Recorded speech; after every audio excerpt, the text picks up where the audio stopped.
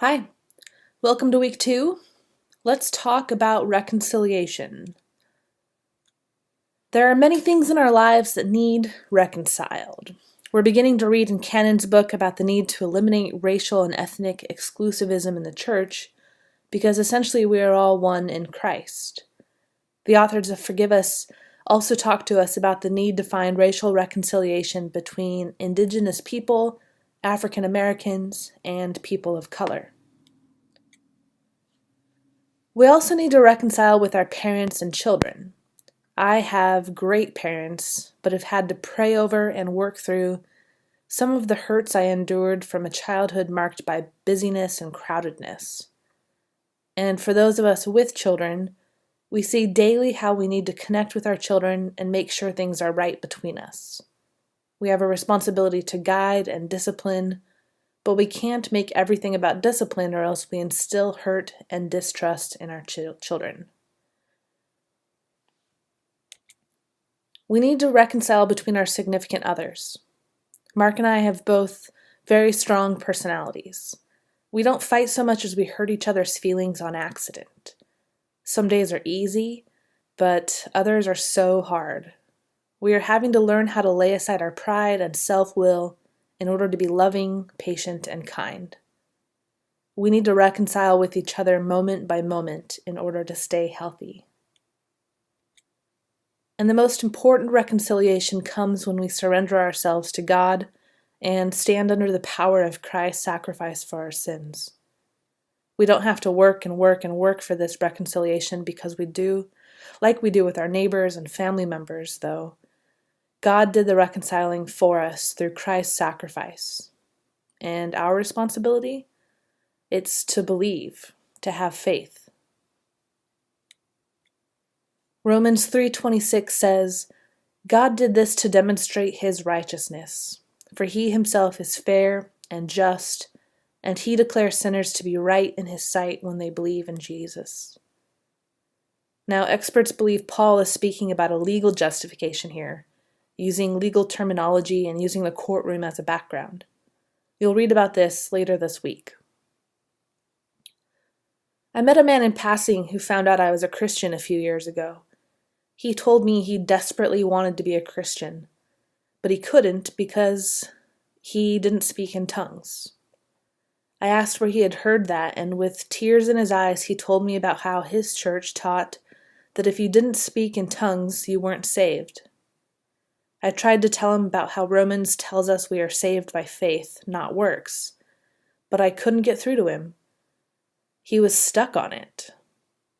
To this day, I am sick for this man and pray other Christians are able to speak truth into his life and that he'd hear it. I'm writing my PhD dissertation on human trafficking, so I study human trafficking all day long. Now, do you know how hard that is? When I first started my studies, I became depressed after reading all of the horrible things we do to one another. I mean, sick things that most of us can't imagine.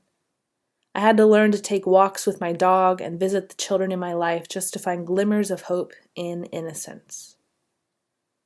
When I first started studying human trafficking, I was just sick over it. I wanted the solution to be a machete, to literally take a machete to everyone involved in the situation, the pimps, the Johns, and even the victims. I thought, what hope was there after someone had been so defiled? But then the Lord brought me to a place of great humility. You see, I am a recovering addict. As a young child, I developed an addiction to a sexual fantasy life that would allow me to escape when I was bored, tired, sad, angry, hungry, whenever. Some days the line between recovering and addict is very thin, and it's been nearly 11 years since my healing. One day after I was thinking about taking a machete to the entire sex industry, I very clearly saw a line drawn in the sand. I am an addict. I do not have victims, but neither am I a victim. If we are to draw a line in the sand between the victims and the addicts, I realize that I'm on the wrong side.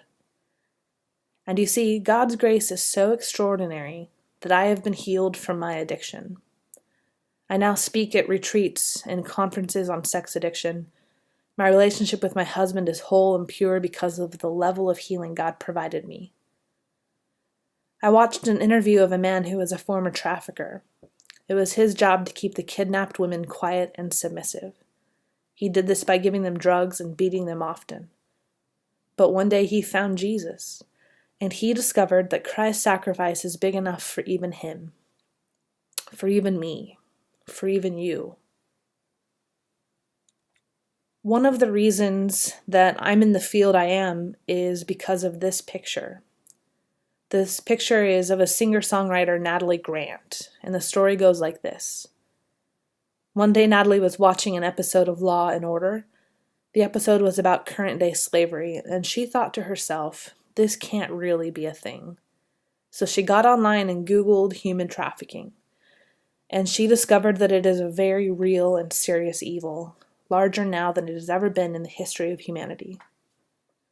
Within 6 months, she and her husband were in Mumbai, India, walking the red light district to see firsthand what sex slavery looked like.